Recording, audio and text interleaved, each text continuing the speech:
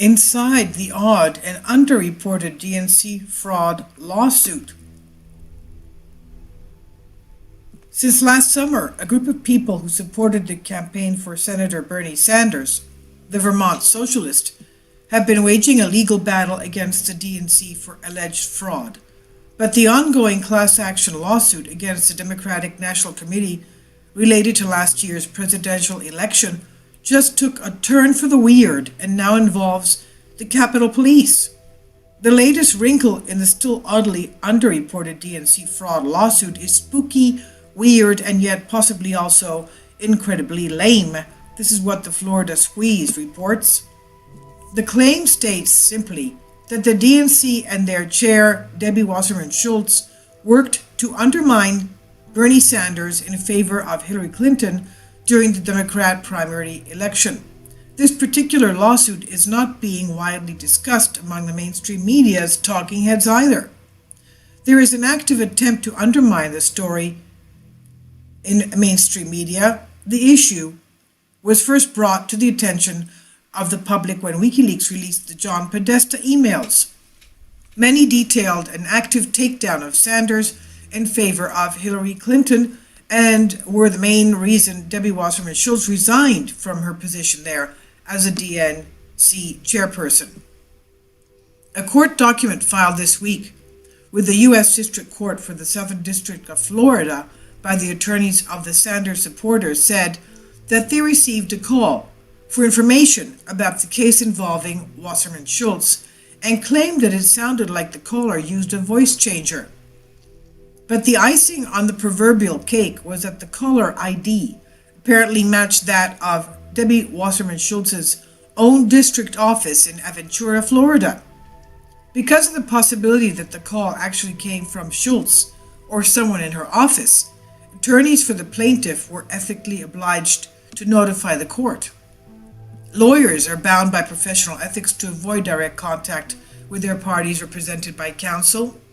In the event of any accidental contact, such as individuals contacting opposing attorneys by phone without their attorney, it's a responsibility of the lawyers receiving the contact to document it and give notice to demonstrate that they were not deliberately engaging in improper communications. This is what the Florida Squeeze reports.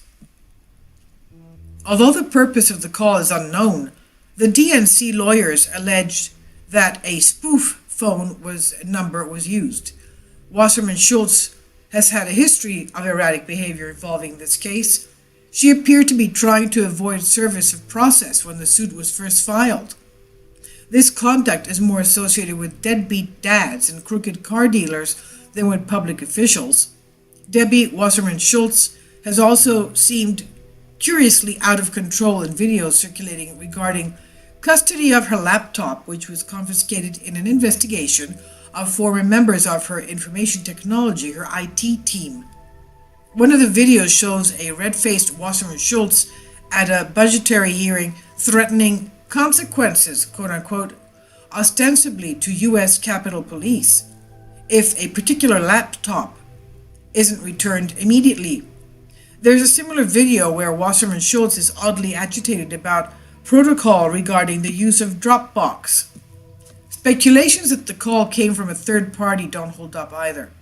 The mainstream media is not even remotely interested in the DNC fraud lawsuit to begin with, so it's not like legions of creative people are out there on social media coming up with ways to mess with the civil attorney working on a bit of Democratic infighting grinding along in South Florida.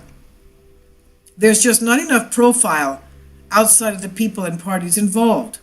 The crank caller scenario would mean the perpetrator went to a lot of trouble for a couple of laughs that wouldn't even make it to mainstream.